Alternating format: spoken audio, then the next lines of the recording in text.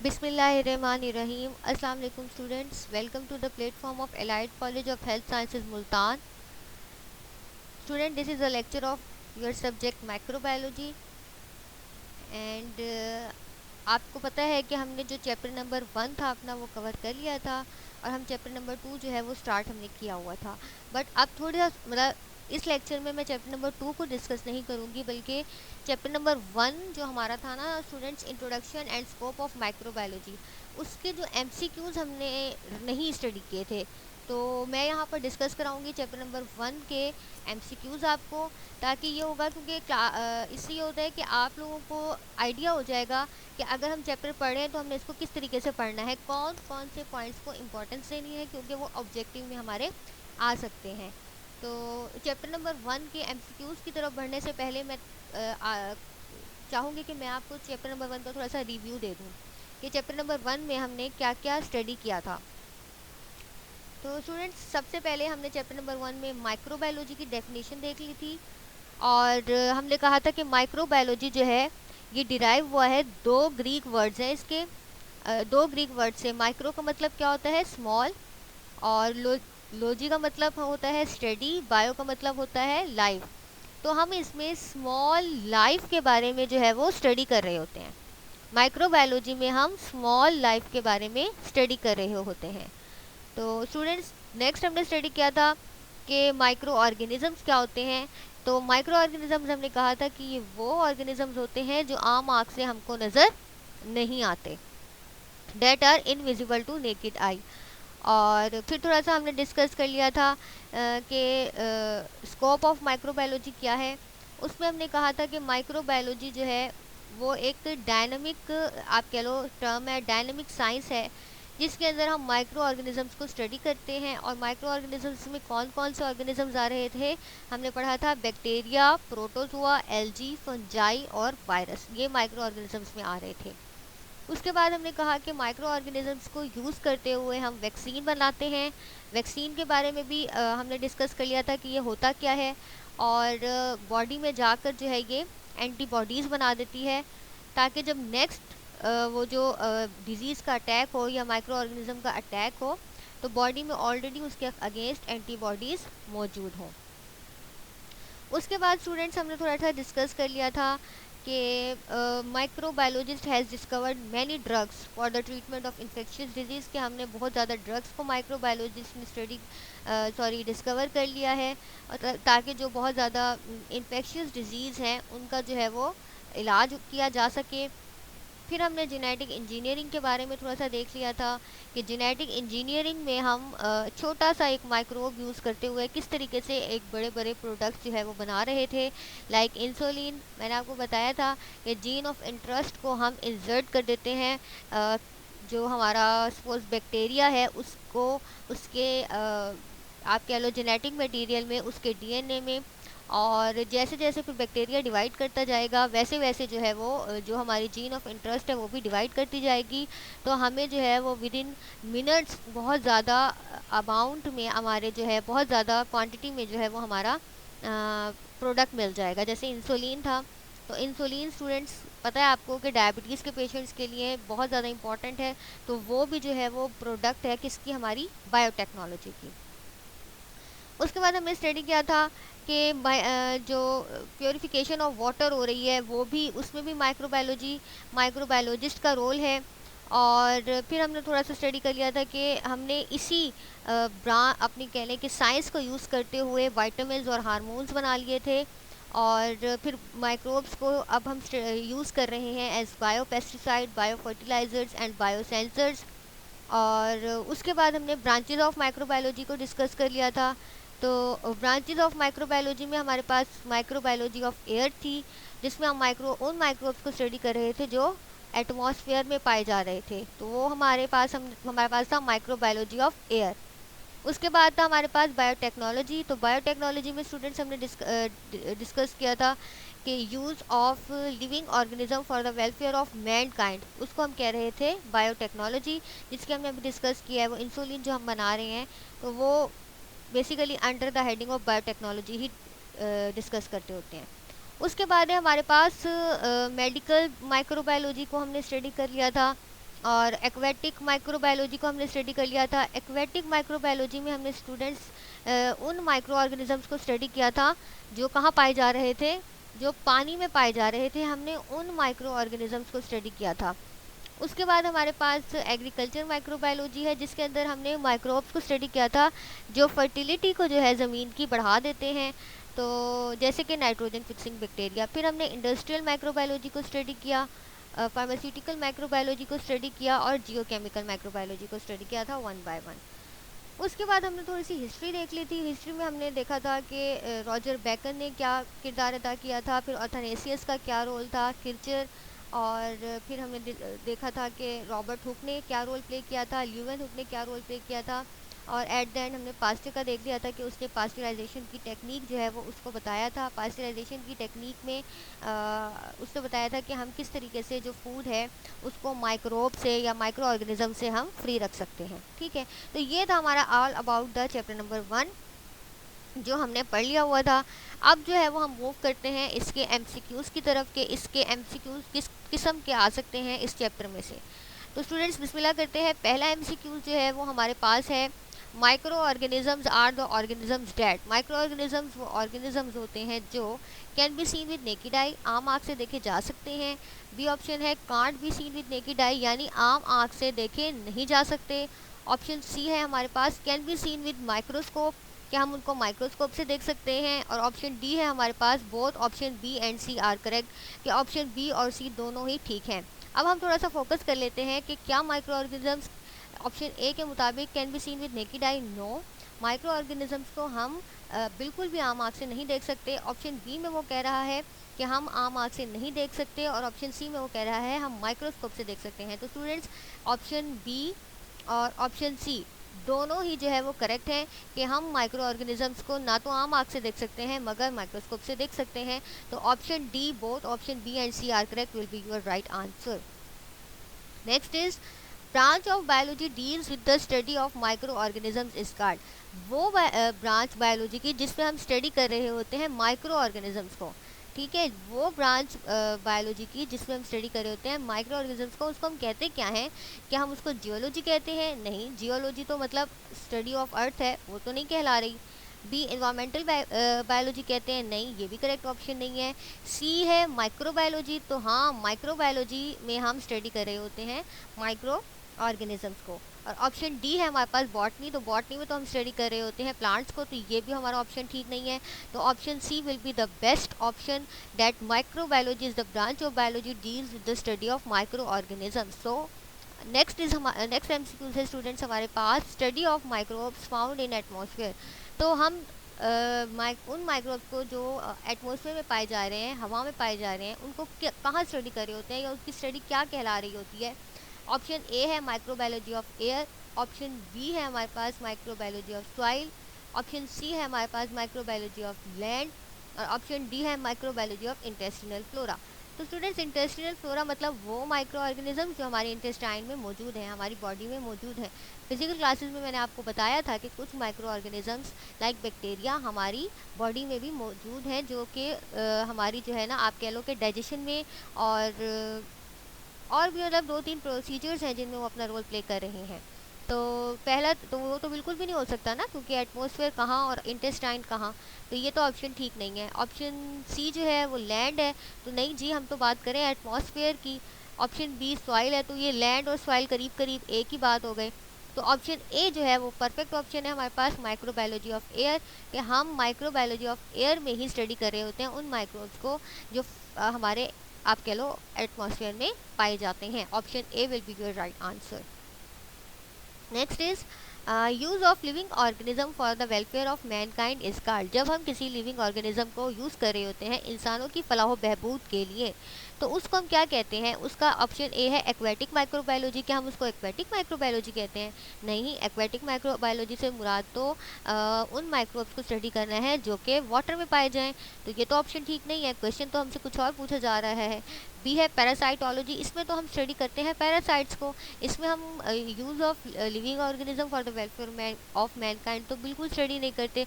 Option B जो है वो भी ठीक ऑप्शन नहीं है। ऑप्शन सी है social biology, no it is also a wrong option?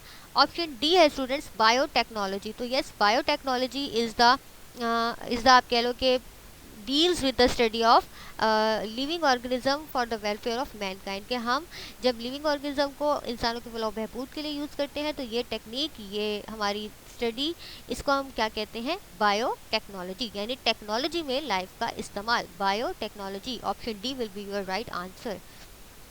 Next is study of microbes found in water is called. ये देखिए पिछली हमारी जो स्लाइड है उसमें ये एक्वेटिक माइक्रोबायोलॉजी जो दिया हुआ था, तो नेक्स्ट हमारे पास क्वेश्चन रेलेवेंट टू दिस के स्टडी ऑफ माइक्रोब्स, उन माइक्रोब्स को हमने स्टडी करना जो कि वाटर में पाए जाते हैं। Study of microbes found in water, मैंने आपको कहा था कि जहाँ पर भी वर्ड एक्वा आ जाए उसका मतलब होता है पानी, तो study of microbes found in water is called aquatic microbiology. Option B है हमारे पास सॉइल माइक्रोबायोलॉजी, ऑप्शन सी है हमारे पास बोथ ए एंड बी, और ऑप्शन डी है हमारे पास नन ऑफ दीज। तो हमारे पास जो करेक्ट ऑप्शन होगा वो होगा option A aquatic microbiology. Soil microbiology में तो हम नहीं पढ़ते ना कि उन माइक्रोब्स को नहीं पढ़ते जो पानी में पाए जाएं, और जो C option both A and B तो नहीं, ये तो बिल्कुल ही गलत ऑप्शन है कि हम क्या जो फाउंड कर रहे हैं माइक्रो ऑर्गेनिज्म वाटर में उनको हम एक्वेटिक माइक्रोबायोलॉजी में भी स्टडी कर रहे हैं और सॉइल माइक्रोबायोलॉजी में भी स्टडी कर रहे हैं, तो ये दोनों ही ऑप्शंस जो हैं वो गलत हो जाएंगे। करेक्ट ऑप्शन होगा एक्वेटिक माइक्रोबायोलॉजी, कि जिसके अंदर हम स्टडी कर रहे होते हैं उन माइक्रोब्स को जो पानी के अंदर पाए जाते हैं। Option A will be your right answer. Next MCQs है हमारे पास, who describe the term cellula for the first time. किसने पहली दफ़ा ये वर्ड जो है वो सेलुला उसको डिस्क्राइब किया था, उसको जो है वो यूज़ किया था? तो नाम है हमारे पास रॉबर्ट हुक का, रॉजर बेकन, किर्चर और एथनेसियस। तो स्टूडेंट्स इसका जो राइट ऑप्शन है हमारे पास वो कौन सा होगा? Robert Hooke. ये हमने अपने नोट्स में भी स्टडी किया हुआ है कि जब मैं आपको हिस्ट्री पढ़ा रही थी कि रॉबर्ट हुक जो है उसने पहली दफ़ा जो है वो वर्ड यूज़ किया था सेलुलर, जिसका क्या मतलब था? Small rooms. और जो है वो क्या कर रहा था? वो कॉर्क को स्टडी कर रहा था, तो उसको जो है उस कॉर्क में जब उसने स्टडी किया तो उसको जो है ना नज़र आए क्या? Small small apartments. तो उन स्मॉल स्मॉल अपार्टमेंट्स को जो है वो उसने सेल का नाम दे दिया था। तो Robert Hooke, option A will be your right answer. B Roger Bacon, इसका भी इस चीज़ से कोई कंसर्न नहीं है। सी किर्चर, इसका भी कोई कंसर्न नहीं है। और डी ऑथनेसियस, इसका भी इस चीज़ से कोई कंसर्न नहीं है। तो who describe the term cellular for the first time? The right option is Robert Hooke. Option A will be your right answer. Next is which one of the following is a water borne disease. इनमें से कौन सा जो है वो water borne disease है, यानी आप कह लो कि जो माइक्रो ऑर्गेनिजम्स पानी में पाए जा रहे हैं उनकी वजह से, या जो पानी में पाए जा रहे हैं तो वाटर को क्या कर रहे हैं? कंटेमिनेट कर रहे हैं ना, गंदा कर रहे हैं, और अगर वो गंदा पानी पी लिया जाए तो कौन सी बीमारी लाहक हो सकती है? तो ऑप्शन समझ में आ गई बात की? मैं I am repeating my statement कि अगर वाटर बॉर्न डिजीज़ का मतलब ये होगा कि वो माइक्रो ऑर्गेनिज्म जो पानी में रहते हैं और फिर क्या करते हैं कि पानी को, जाहिर सी बात है पानी कंटेमिनेट हो गया, अगर वो कंटेमिनेटेड या गंदा पानी कोई पी ले तो कौन सी बीमारी हो सकती है? ऑप्शन है हमारे पास टाइफाइड, बी ऑप्शन है अल्सर, सी ऑप्शन है कैंसर और डी ऑप्शन है नन ऑफ दीज। तो स्टूडेंट्स अल्सर तो हमें पता है कि ये स्टमक में और हमारी इंटेस्टाइन में जो हमारी म्यूकोजा है वो डैमेज हो जाने की वजह से होती है, तो इसका एज सच कोई कंसर्न नहीं है कंटेमिनेटेड वाटर से। कैंसर वो आपको पता है कि अनकंट्रोल सेल डिवीजन हो रही होती है, तो इसके अंदर भी कोई एज सच रोल नहीं है।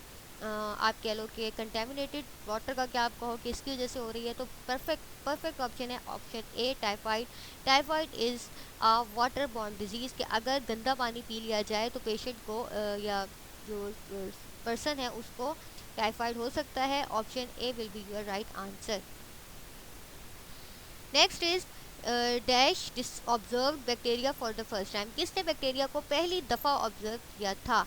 तो हम जो है ऑब्जर्व किया था बैक्टीरिया को, तो वो ऑप्शंस है रॉबर्ट ब्राउन या रॉजर बेकन या पास्चर या ल्यूवेनहुक। तो स्टूडेंट्स ये भी हमें पता है कि जो ल्यूवेनहुक था वो हॉलैंड में रहता था और इसने सबसे पहले जो है वो ऑब्जर्व किया था बैक्टीरिया को, और इसका मैंने आपको बताया था हॉबी थी, इसकी आदत थी कि ये स्मॉल हैंड हेल्ड जो है वो माइक्रोस्कोप इसने ये बनाता था, और फिर उसने जो है ना माइक्रो ऑर्गेनिजम्स को स्टडी किया, मतलब नाम दे दिया था एनिमल क्यूल्स का, और उसने 250 से ज़्यादा जो है वो माइक्रोस्कोप बनाए थे और जो इनकी मैग्नीफिकेशन पावर थी वो 250 to 300 टाइम्स थी। तो जो ऑप्शन करेक्ट होगा इसका वो कौन सा होगा? Option D, Leeuwenhoek. Leeuwenhoek observe bacteria for the first time. Option D will be your right answer. Next MCQ is Leeuwenhoek called the microorganism. मैंने पहले बताया आपको, लीवनहुक ने माइक्रो ऑर्गेनिजम्स को क्या नाम दिया था? उसने नाम दिया था सेलुला का, नो। उसने नाम दिया था बैक्टीरिया का, नो। बैक्टीरिया का नाम तो बहुत बाद में दिया गया था, जिसको हमने सेकेंड चैप्टर में डिस्कवर किया था कि बैक्टीरिया को क्रिश्चियन गॉटफ्राइड एहरनबर्ग ने जो है वो बैक्टीरिया का नाम दिया था। तो बैक्टीरिया तो बिल्कुल ठीक ऑप्शन नहीं है। फिर प्रोटोजो है, वो भी करेक्ट ऑप्शन नहीं है। तो ऑप्शन बी जो एनिमल क्यूल्स है, लिटिल एनिमल जिसका मतलब होता है, तो लीवनहुक ने माइक्रो ऑर्गेनिज्म को जो नाम दिया था वो था एनिमल क्यूल्स, यानी कि small animal. Option B will be your right answer. Next is who is known as the father of microbiology. तो किसको जो है वो फादर ऑफ माइक्रोबायोलॉजी कहते हैं?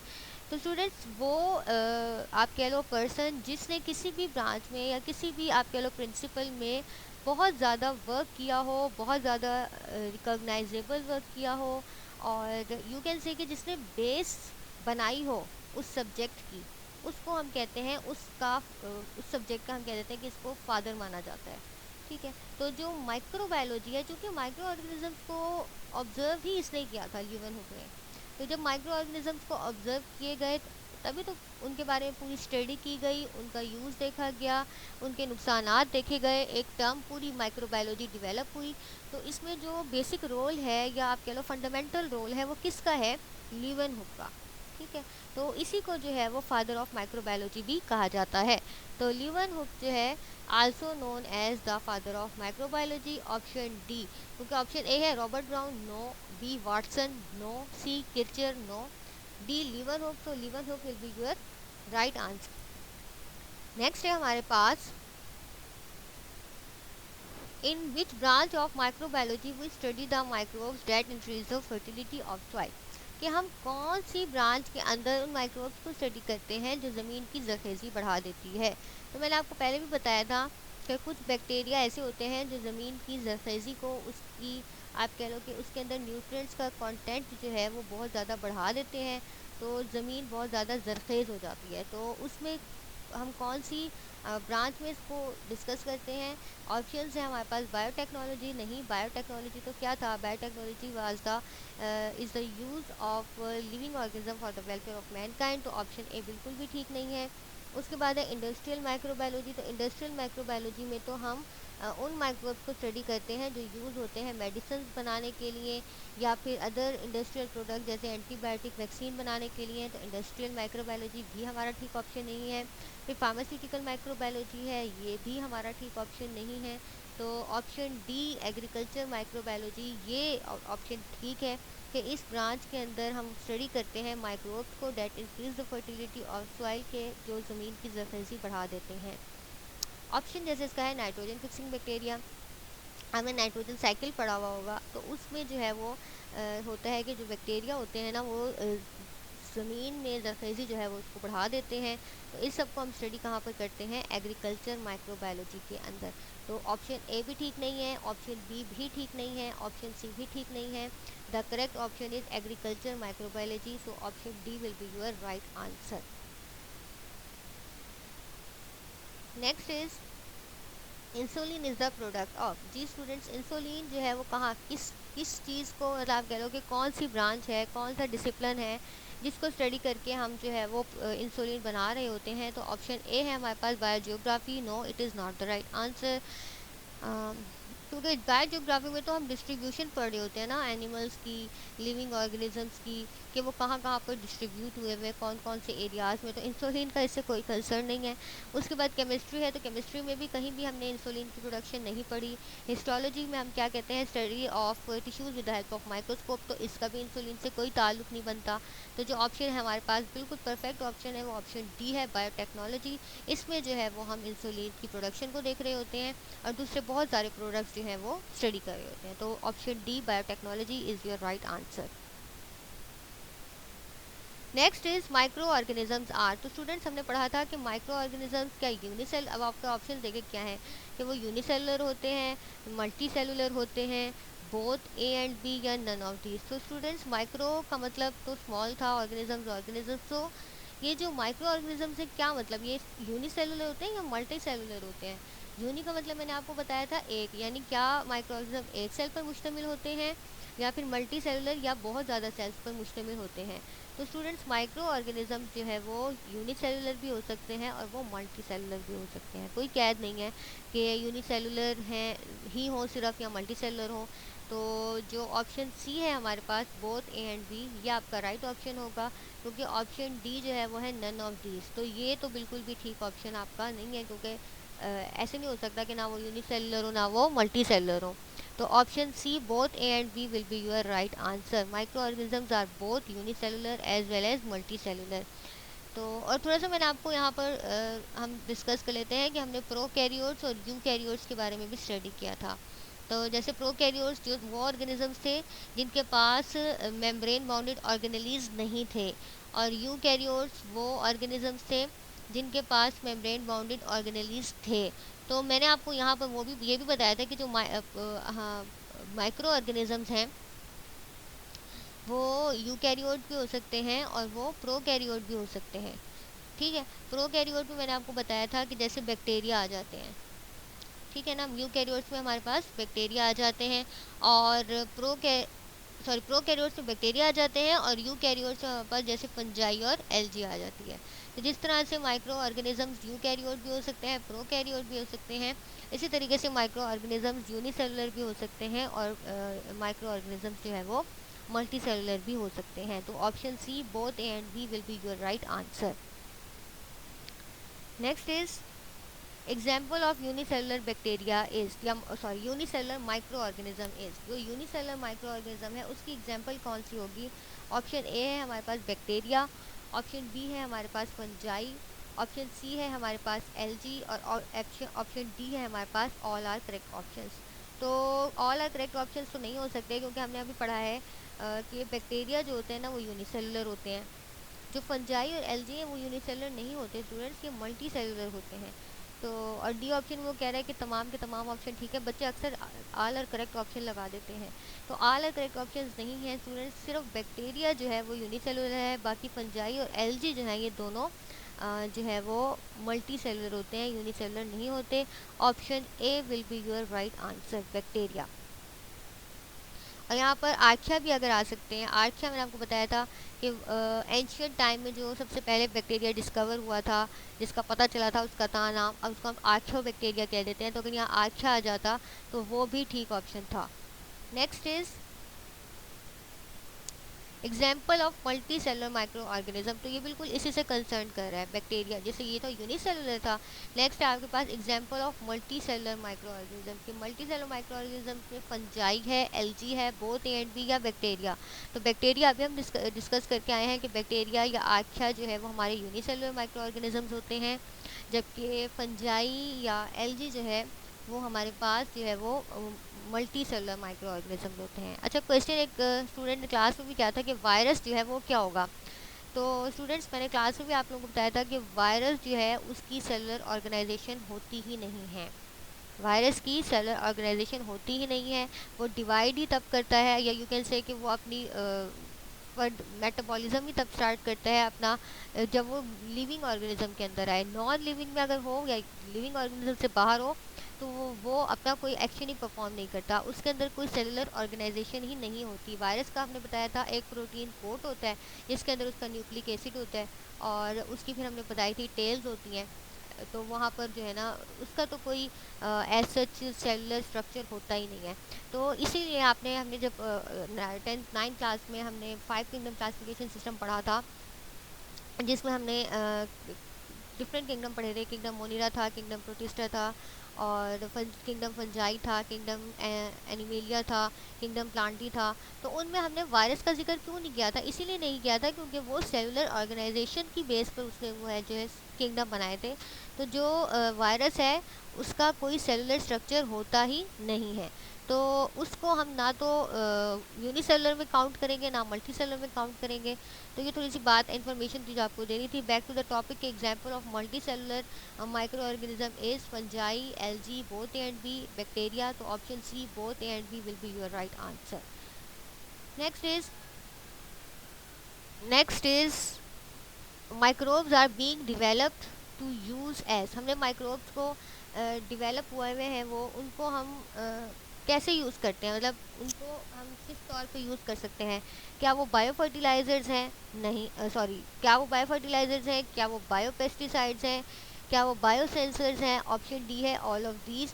या इन तीनों के तौर पर हम माइक्रोब्स को स्टडी कर रहे होते हैं। तो जी, माइक्रोब्स को हम बायो फर्टिलाइज़र के तौर पे भी यूज़ करते हैं, वो ज़मीन की जरखेज़ी जो है वो उसको बढ़ा देते हैं। फिर बायो पेस्टिसाइड्स है, तो यस हम इसको बायो पेस्टिसाइड्स के तौर पर भी यूज़ कर रहे होते हैं। और बायो सेंसर्स हैं, तो यस हम माइक्रोब्स को बायो सेंसर्स के तौर पर भी यूज़ कर रहे होते हैं। और डी ऑप्शन है ऑल ऑफ दीज। तो ऑल ऑफ दीज भी ठीक हो जाएगा, क्योंकि तीनों ही ऑप्शन ठीक है, माइक्रोब्स को हम तीनों ही तरीक़ों से यूज़ कर रहे हैं। तो option D all of these will be your right answer. तो students, these were all the important MCQs regarding microbiology.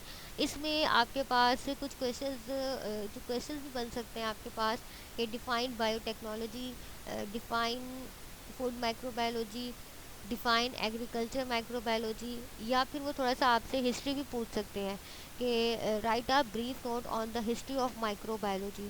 तो उसमें ये जो 5-6 पॉइंट्स आपके पास दिए हुए हैं, आप इनको हेडिंग के साथ लिख लें। यानी आप इस तरह से कर लेंगे कि पहला आप मार्कर से हेडिंग डालेंगे कि रॉजर बेकन, दूसरी हेडिंग आप ऑथनेसियस की डाल दें, तीसरी जो है वो हम हेडिंग डाल दें रॉबर्ट हुक की, चौथी जो हेडिंग है वो ल्यूवन हुक की डल जाए, और पांचवी जो हेडिंग है वो पास्टर की डल जाए। तो इससे ये होगा कि जो हमारा क्वेश्चन है वो भी अच्छे से अटैम्प्ट हो जाएगा, मार्क्स हमारे अच्छे से आ जाएंगे, प्रेजेंटेशन भी हमारी अच्छी हो जाएगी। तो हिस्ट्री ऑफ माइक्रोबायोलॉजी का ये भी एक 5 नंबर का आपका क्वेश्चन आ सकता है। या फिर आपके पास ब्रांचेस भी आ सकती हैं कि ब्रांचेस में right a note on biotechnology और मेडिकल माइक्रोबायोलॉजी या फिर एग्रीकल्चर माइक्रोबायोलॉजी, यानी 5 के नाम लिख दें, उनको आपने डिफ़ाइन कर देना है। तो यहाँ पर भी इजीली आपके पास 5 नंबर जो है वो आप गेन कर सकते हो।